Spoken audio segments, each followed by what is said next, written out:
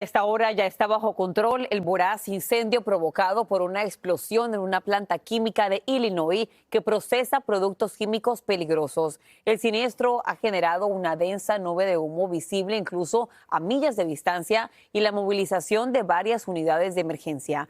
Jessy Echeverría nos tiene detalles desde Cícero. Adelante, Jessy, te escuchamos. Hola, ¿qué tal? Muy buenos días. Precisamente en este momento me encuentro a solo pasos de la entrada principal de esta planta química Koppers, la cual está ubicada justo en el límite de Cícero y Stickney. Estos son dos suburbios al oeste de Chicago en el estado de Illinois. Lo más importante que hay que informar en este momento es que de acuerdo a las autoridades locales, a esta hora ya no hay ningún peligro para la comunidad. La situación está bajo control.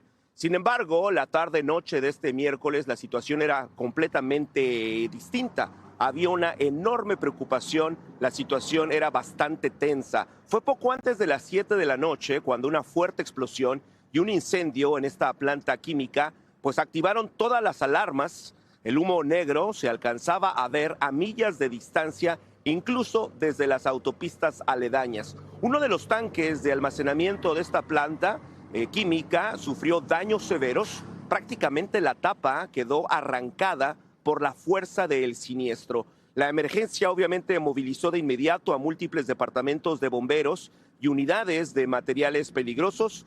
Hubo mucha preocupación, sobre todo por el fuerte olor que se sentía en el aire.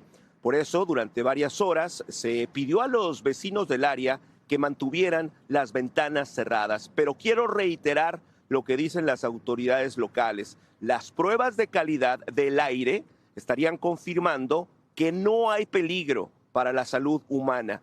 Así que esa orden de resguardarse ya ha sido levantada. De hecho, las calles en los alrededores están nuevamente abiertas al paso. Afortunadamente, y a pesar de que se vieron ambulancias salir de la zona, no hay reportes, no hay información de personas heridas. ¿Qué fue lo que causó esta explosión? Bueno, eso todavía es una incógnita. En las próximas horas, además de los investigadores locales, la agencia federal OSHA se va a sumar para determinar exactamente qué falló o qué sucedió aquí en esta planta química Koppers en los límites de Cícero y Stickney en el estado de Illinois. Por el momento es la información que estamos manejando. Soy Jessy Echeverría. Regreso ahora con más al estudio.